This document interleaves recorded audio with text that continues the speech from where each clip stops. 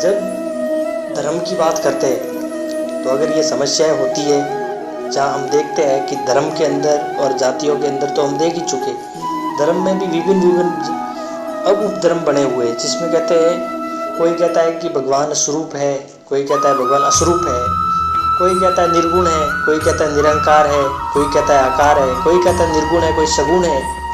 ऐसी जब विभिन्न विभिन्न विभिन्न परिभाषाएं होने लगी, तब तुलसी जी आते हैं और तुलसीदास जी स्वयं कहते हैं और बड़ा समन्वय करते हुए वे कहते हैं कि भगवान जो है वो निर्गुण और सगुण तो मानने की एक विधि है, वो तो एक ही है।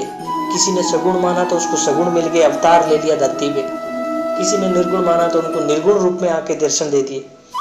किसी ने अपने आत्मा के अंदर देखा, आत्मा में मिल गया, किसी ने मूर्त में देखा तो मूर्त में मिल गया। वे कहते हैं समन्वय की धारणा में, वे कहते हैं कि सगुनी अगुनी नहीं कछु भेदा, सगुनी अगुनी नहीं कुछ भेदा, गावहि मुनि पुराण बधु भेदा, सगुनी अगुनी नहीं कुछ भेदा, गावहि मुनि पुराण बधु भेदा, अगुन सगुन दहु ब्रह्म स्वरूपा, अगुन सगुन दहु ब्रह्म स्वरूपा, अखत अगाध अनादि अनूपा, अखत अगाध अनादि अनूपा। वे कहते हैं कि निर्गुण और सगुण दोनों ब्रह्म एक ही है, दोनों ब्रह्म ही है।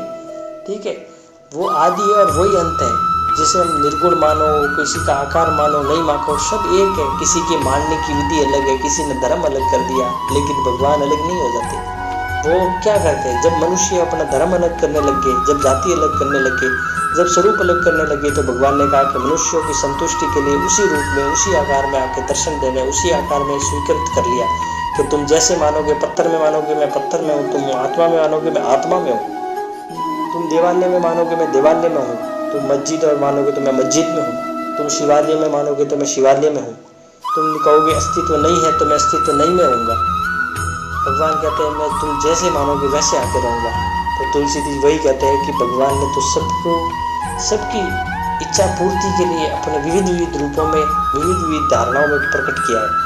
भगवान तो एक ही है, वह निरंकारी हो, जिससे सब आकार का आकार निरंकार। निरंकारी का मतलब ये नहीं होता कि वो निर्गुण और जिसका कोई गुण ना हो, जिसका कोई आकार। वो कहते हैं कि उस आकार की व्याख्या नहीं की जा सकती, मनुष्य नहीं व्याख्या कर सकता। वो निरंकारी और निर्गुण मतलब जिससे सब गुण निकल गए हो, ऐसा नहीं जिसके गुण से नहीं हो, गुण उसमें इतने गुण है कि उससे ही दुनिया के सारे गुण निकले हो। तो वही है अनंत ब्रह्म। जय श्री राम।